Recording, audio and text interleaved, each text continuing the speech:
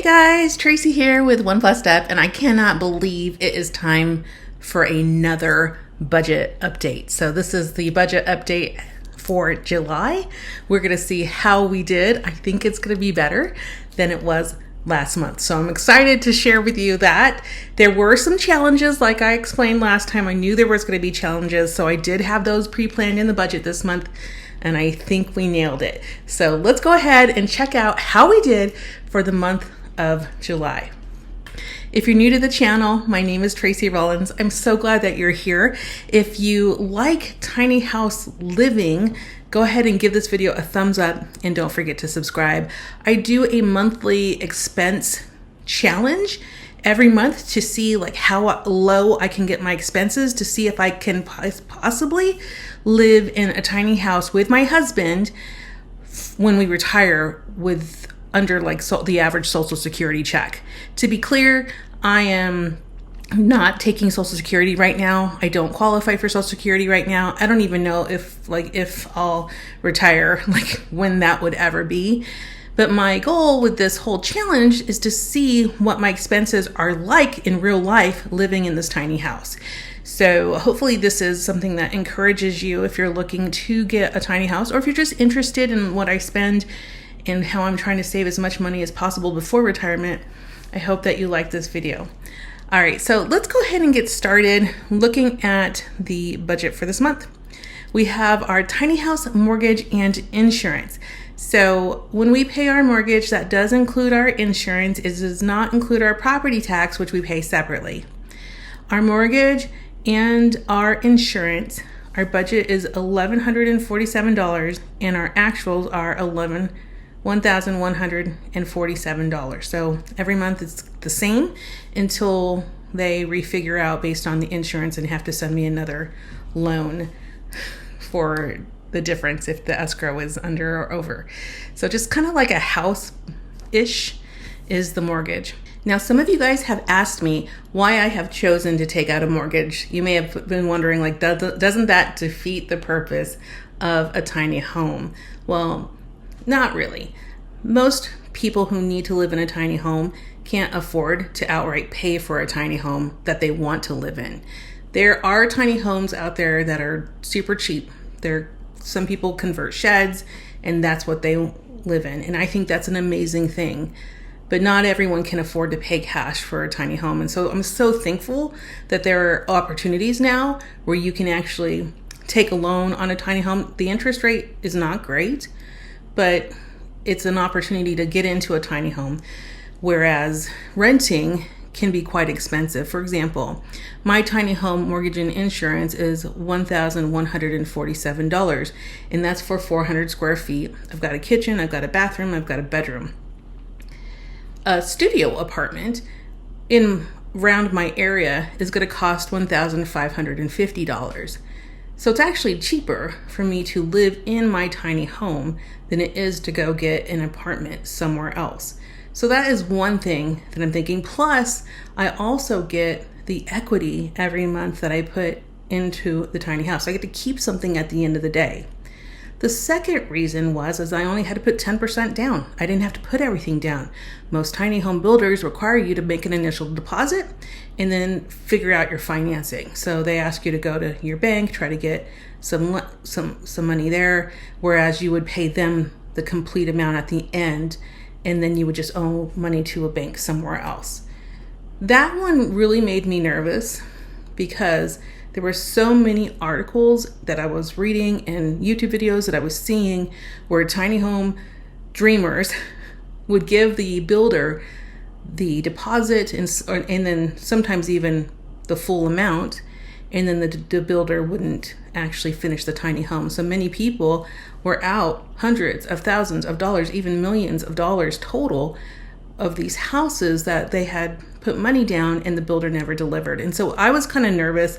Clever Tiny Homes hasn't been in business for a long time, maybe a couple years, and I didn't know if they would deliver or not. So I felt more comfortable giving them the minimum amount down and then using the lender that they recommended so that I would make sure that I would actually get what I ordered.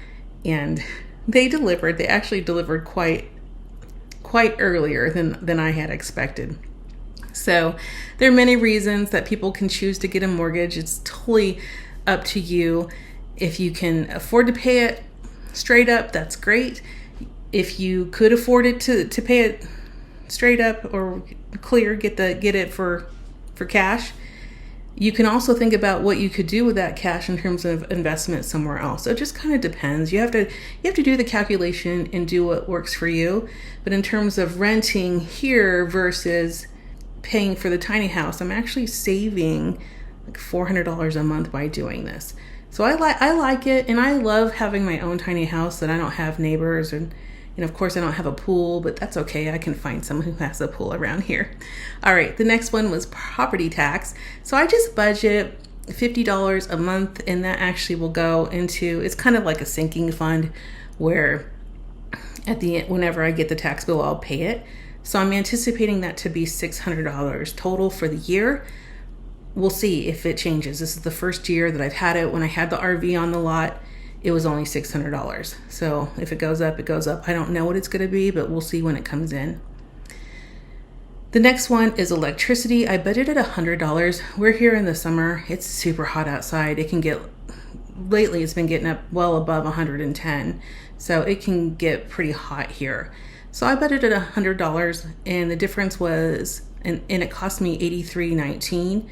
And that was great. So I hope this summer that all of my bills are going to be under 100, because in Arizona, the highest bill I think I ever paid for electricity was probably $600. And that was a lot. I think it was $600. It was a lot. I had a big house back then. It was like this monster house, like 3,300 square foot or something like that. I think maybe it was 2,300. I don't know. It was big. It wasn't 2,300. It was 3,300. It was this monster size house that took a lot of money to upkeep it. So I learned quickly that large houses were not for me. Number one, because it takes a lot to clean them, and I don't have time to clean. And the expense of the utilities is really high in the large houses in Arizona. So I'm really hoping that my electricity will stay at under 100 this summer. So let's keep our fingers crossed on that. The difference is a positive $16.81. Yes. All right. The next one is propane. So you guys, I don't know what's going on, but my propane tank is still running. So I haven't even had to switch it out from my spare tank yet. That hot water heater, that instant hot water heater, must really work well. It's great. I'm so excited. I don't know what to tell you. I thought by now I would have had to at least exchange one of those of the two that I have. So it's working really well. And maybe next month I'll also have a zero propane bill, but we'll see. I'm just curious to know how long this is going to last us. We do a lot of water conservation here. Lonnie and I are very, very careful about the amount of water we use in Arizona because it's so dry here. My water is actually cheap at the tiny house. I'll share that with you in just a minute. The next one is internet. That is $120. We have to use Starlink here. There's not another option for us. Two streets that way, you can get like T-Mobile, and that's $50 or something. It's cheap. But the only thing I could get on my property was Starlink, or I could pay $5,000 to run fiber cable to my house, and that would be my portion of that, and I just am not interested in that. So I think technology changes so quickly that I don't want to invest in fiber cable at that kind of price. The next one is water. So this one really surprised me. Last month I was like, man, our water bill is great. So what I did was I went to the water company's website, and actually what's in my bill is a service fee and then $1.60 per 1,000 gallons. That's not even a penny a gallon. That's like 0.001. It's like 1/100th of a penny per gallon. The water here is so much cheaper than the water in the city, and I don't know why. It tastes great. It's a wonderful, and they get it through the wells in the area. It's wonderful. So the fact that my bill's only $15 just every month, I just get so excited. I get so excited about that because it's so cheap. Makes me so happy. Anyways, the next one is, we're talking about trash. So trash is $19.68 by Waste Management. My cell phone is $50 from Visible, and I just pay the flat $25 per line, and all the taxes and everything are already included in that. That gives me unlimited everything, and it's great, and it works great here. The next one is my groceries. So this one was a challenge. After last month, I got a lot of comments that said $700 is really high for two people. It kind of isn't here in Arizona, but I said I want to really challenge myself. I want to go find discounts. So I posted a video like last week or the week before on my drive to go get really cheap produce for like 90% off. So if you're interested in that, I'll leave a link in the description and you can see that. But I did do really well with my groceries, and I'm working really hard because I found another discount food place that I'll share with you in another video that has been so helpful for us to get our sandwich meats and our dinner meats and all that, and the things that Lonnie has to have because he can't have dairy and he can't have certain oils and he can't have all the things. So he has to get specialized things. And we found a discount store, and I think we're going to be able to save a lot of money. So I'm super excited to share that with you guys, because I know that I was really nervous about kind of putting together a budget at under 500. I did not think it was going to happen, but it came in at 425. We also used a lot out of our freezer, so we'll see next month if we can continue to get that budget under 500. I'm not sure. I really am not sure. It kind of makes me nervous, but that's okay. We'll keep trying. It's okay. So this is an exercise, right? This is a challenge, and it's fun to kind of work through things and see what you can do. So we'll see. The next one is restaurants. That our budget was $100. I took a friend out to Applebee's. We had such a fun time. She was a super cheap date. We just shared like a meal. It was like a meal for two or something. They were having a special, so we got the special, and we had such a delightful time. So I actually paid for that, so that was nice.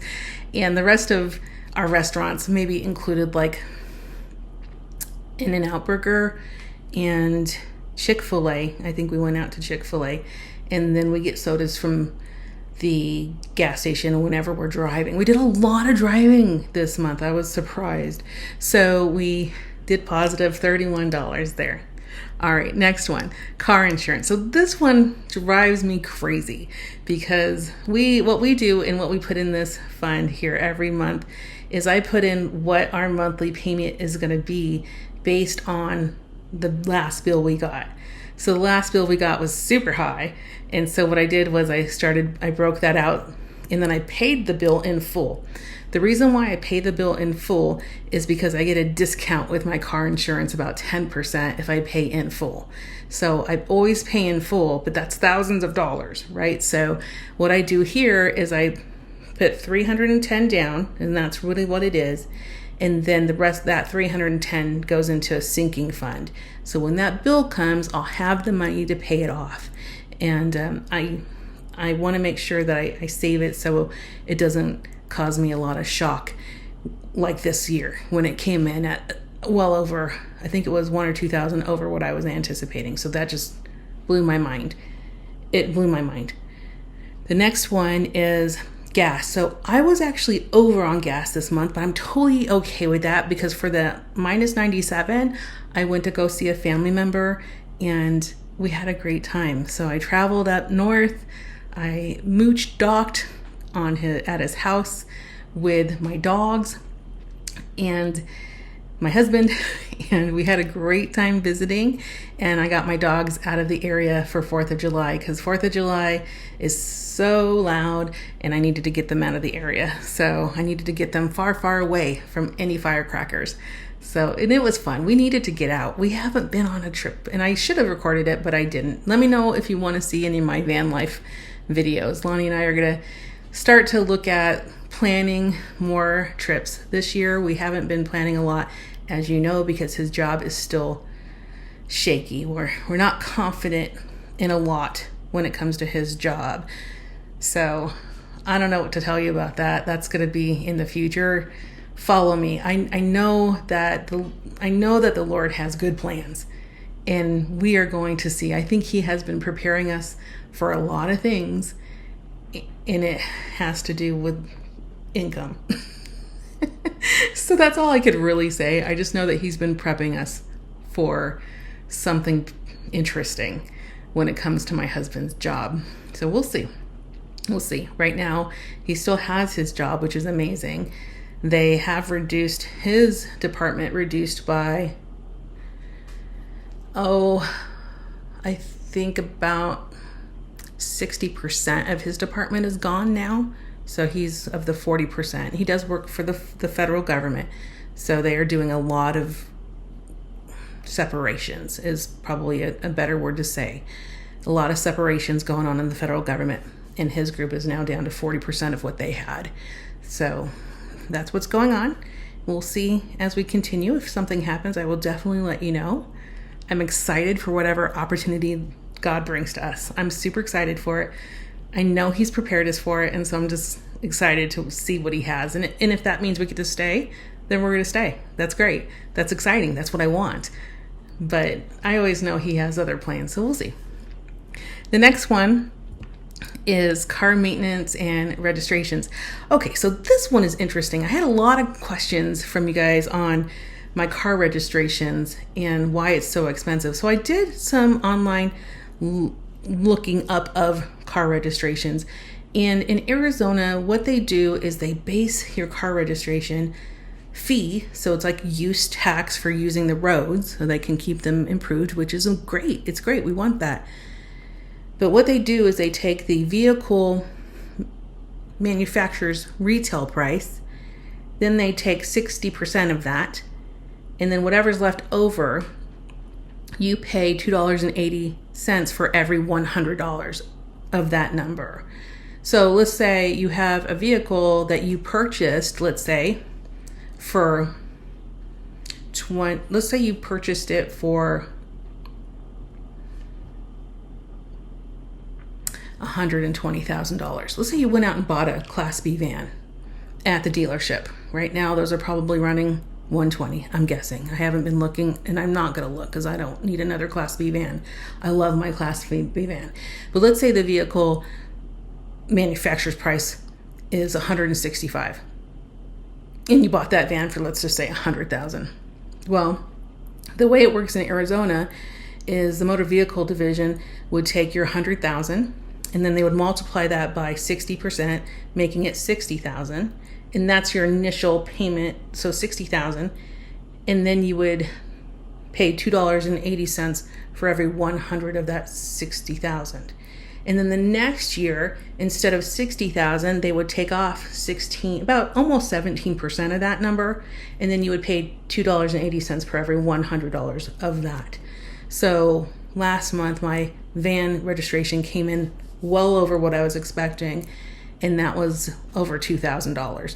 So what I did was I went and I figured out all of the calculations for the rest of my vehicles, divided it by 12. So now I can budget and know that I'm going to get probably spot on, or even maybe even a little higher on my budget than what the bill will be. But I budgeted $274, and that will go into a sinking fund for whenever registrations come up. And for those of you guys who don't know what a sinking fund is, a sinking fund is just, you can consider it like a little bucket of money. And if you don't have the bill due that month, let's say it's I'm trying to think, like what you would get besides, like, I guess for me, my insurance bill comes every year, and then I have an option of making payments every month, or I have an option to pay it in full, which gives me 10% off. So every month I'm not paying the guy, but I'm putting it in a little bucket. So not a real bucket, but you understand what I'm saying, like a virtual bucket. And that $274 will go into a bucket, or that what do I do for insurance? $310. So that $310 goes into a bucket. You can actually have different accounts where your accounts are set up as sinking fund accounts. I just don't do that. I do it all in my spreadsheets so that I'm aware of what I have. The money's still there just because the spreadsheet says it's taken out. The money did not get taken out. I did not send it to the people for the registration this month, because that will be whenever the registration comes due. Just like the $310 for the car insurance didn't get sent to the car insurance company, because that's for next year's bill when I paid in full and I get my discount. Hopefully that helps. If you have questions, let me know. I'm happy to answer them. And then I would love to know also if you guys if your car insurance bills went through the roof this year, because mine and my registration went through the roof, and it's just crazy. Okay. Medical insurance is $500. That's what my husband pays. That is what we expect to pay in retirement. As a federal worker, you when you retire, you pay like a third of what the government pays. So it's part of your benefits package. So if the bill is $1,500, you pay $500. The government pays $1,000. If there are options for us that are cheaper, we'll definitely look at them. I think next year, when it comes for open enrollment, we will look at it and see if we can't get our insurance number down, because a lot of my doctors are no longer taking my insurance company, which is Blue Cross Blue Shield. So all of my favorite doctors, I'm having to pay cash. So it's kind of frustrating. I don't know. Do you guys have the same problem? Are your doctors like not taking the insurance and then making you pay cash? It's disheartening, to say the least. So my medical prescriptions and supplements this month, I budgeted $150. So it's a prescription, things that you have to get, or supplement that we get to help with whatever we have. So for example, I take a black cohosh, and that's a herb that helps me with my perimenopausal symptoms. Or I might have to buy estradiol. That would be medical prescriptions. And so I paid $128, so I was positive $21.52. Now my copays, I knew were going to be high this month. I'm so frustrated with this, and they're going to be high next month, and they're going to be high until we figure this out. So I do have a medical diagnosis, and I'm so thankful. I had to go to, the reason why my medical copay is so high is my doctor that I found is a specialist, and he doesn't take insurance because he's so specialized and he's in demand. He does not have to take insurance, and he does not take insurance. So if you want to see him, the initial fee to see him was $500, and I needed to see him. I will share more about my medical diagnosis in the future. I'm so glad I went to see him and pay out of pocket, because it's been amazing since I've seen him in terms of what's going on. And I'm not going to share a lot, but I will share it in the future. So just know there's more to come. I'm happy to share it. I think it's going to help people. I think it might help maybe you. My condition that I have is usually misdiagnosed, and it goes undetected in women. And I actually already have altercations because of this condition. So we will see.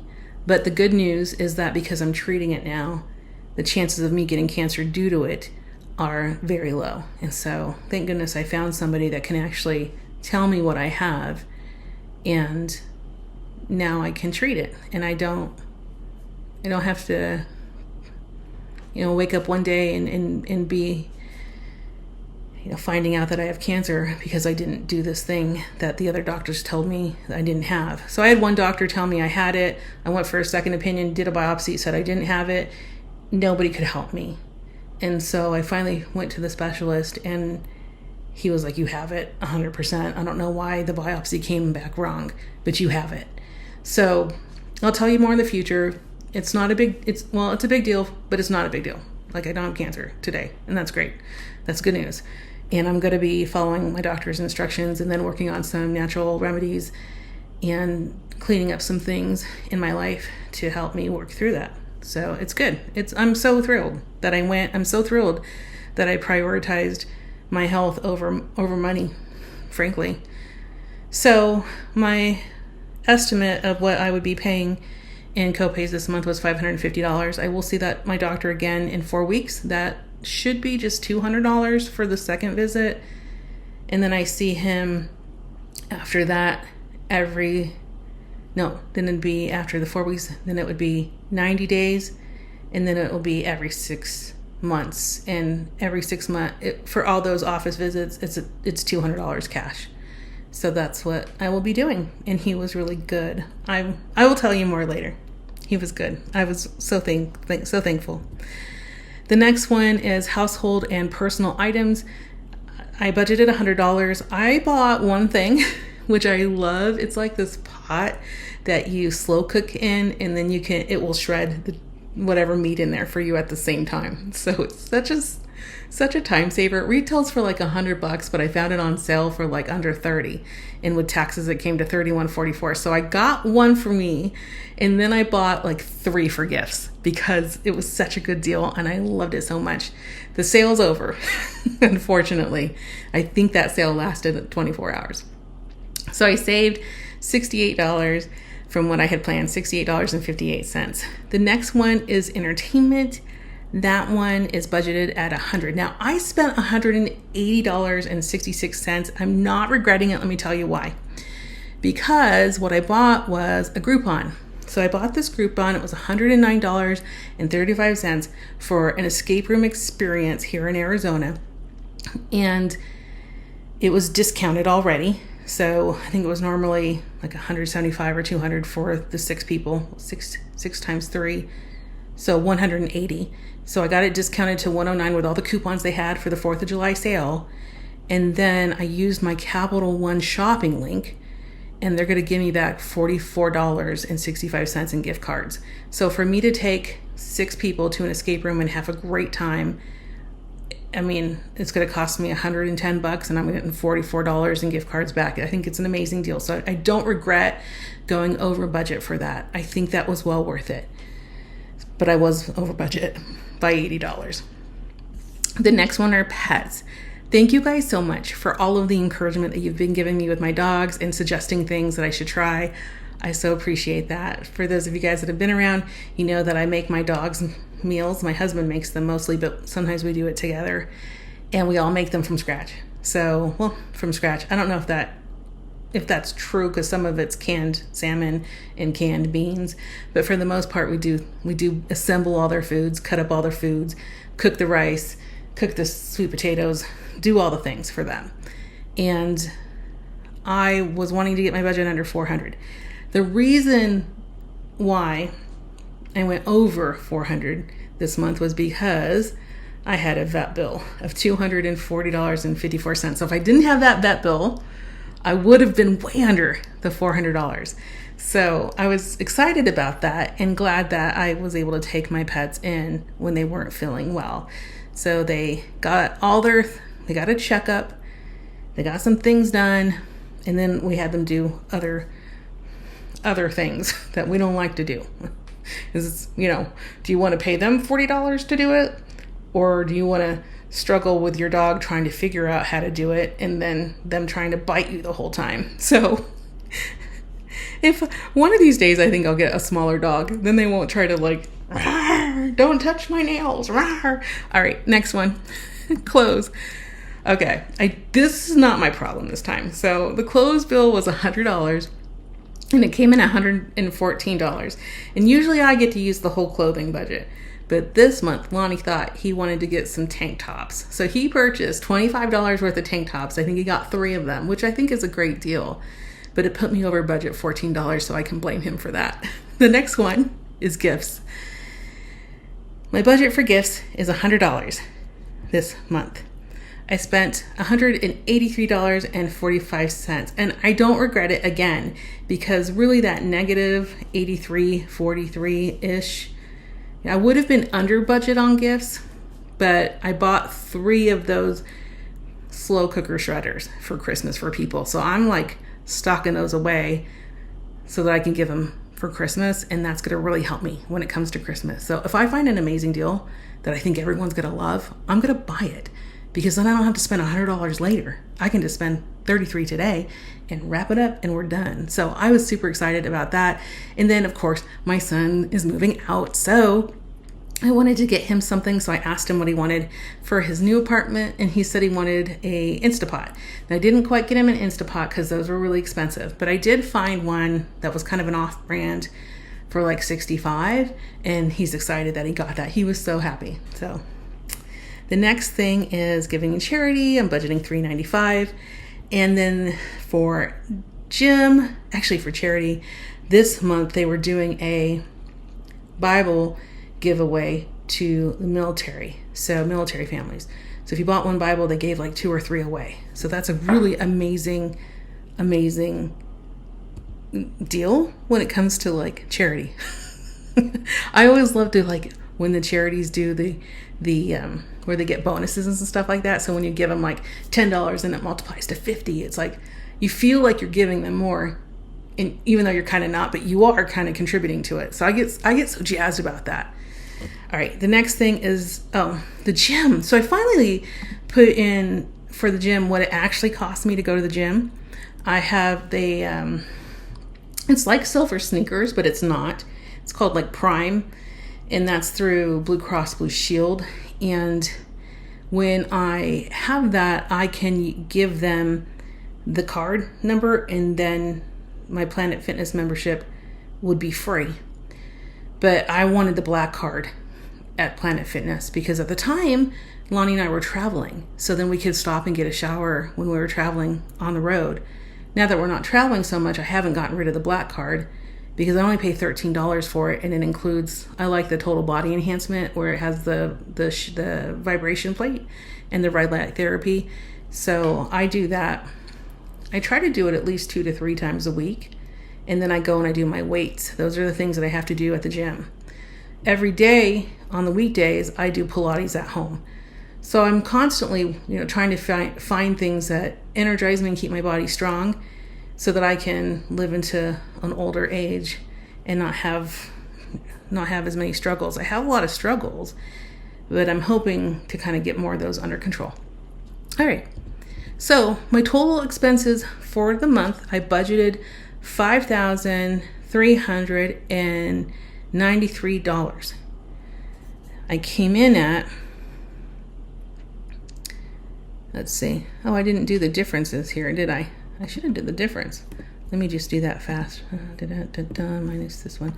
All right. Very good. So I came in at $5,150.61. So I saved $243. Yay. I was so excited.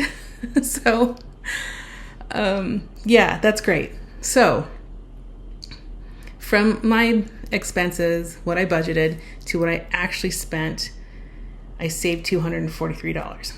Now, this challenge that I do is to see, can I live under Social Security?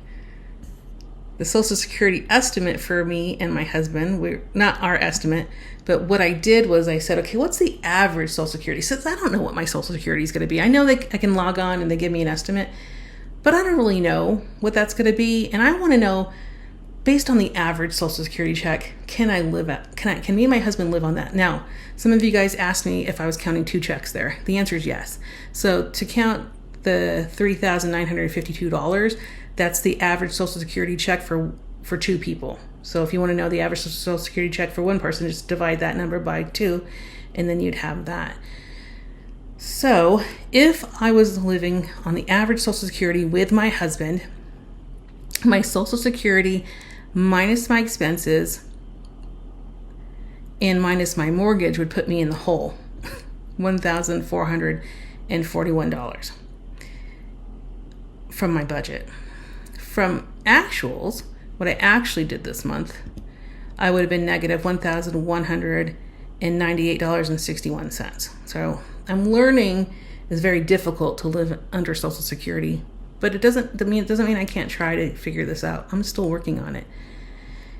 If I did not have my mortgage, so let's say I paid it off, because I don't really know what I'm going to do when I retire. When I retire, I think that what I might do is take my family home. My kids are renting my family home right now, and one of them is about to move out. So I'm not sure if I'm going to continue to, I don't know how long I'm going to continue to supplement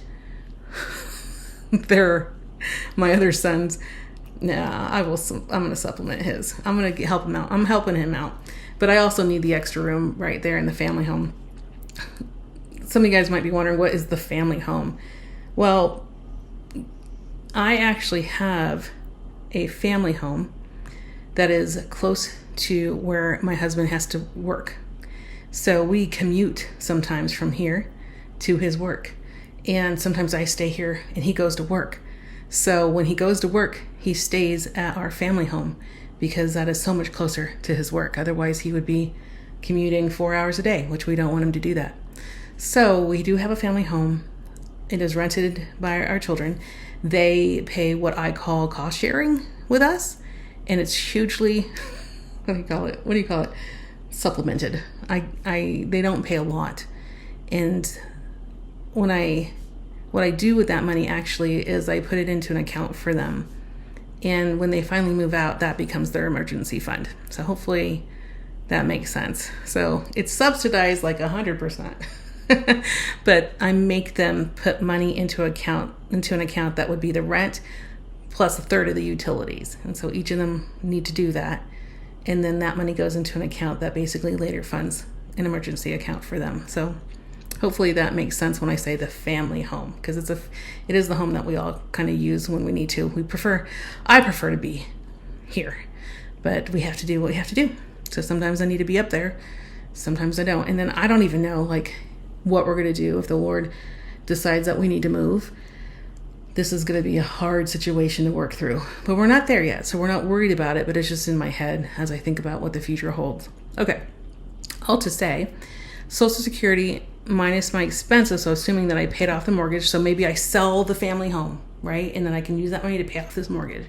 Or I rent out the family home and then I rent it out as a positive. I have such a low interest rate on that. And the payment is really cheap for the rents in the area.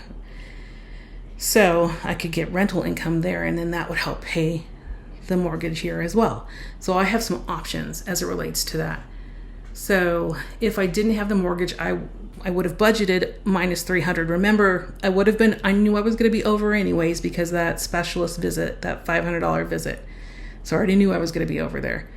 But the good news is even if the actuals show that Social Security minus expenses would have left me $16 at the end of the month. So that is amazing. To me, that's a win. To me, that means, as long as I paid off this house, I could live under Social Security this month. Of course, I would want, if I were actually really going to do that, I would want some kind of emergency savings account, like a big one. Like, I don't know. Because if something were to happen, I would need to replace it. Like if the mini split broke, I would need to replace it. If something broke over here, I'd have to fix that. So I can't count on the $39.52. And then you guys also made another great point last month. One of you guys said you should look at what it is if your husband dies and then you get only one check. What will it be? That might be a challenge for next year. I'll have to look at that because you're right. You if he were to pass and I was going to take just the Social Security, I would get his Social Security check, which actually would be bigger than mine. Mine's not going to be that great, but it's still going to be something. So it's all good. Anyways, all to say, I did it. This is like the first month since I did this challenge. It's like the first month since I did this challenge that I actually did it. I did it. So, well, assuming I didn't have a mortgage, I did it, right? So I'm excited about that because I really would like to, in my retirement, to either have the mortgage paid off or have enough income from other investments to pay off the monthly mortgage. So that's my plan, and I'm so excited. I hope this video encouraged you. I'm so excited. I can't wait for next month. I think next month's gonna be better because I don't have that $500 specialist visit. So we'll see. We have challenges, but we're working through them. All right. Have a wonderful day. Bye.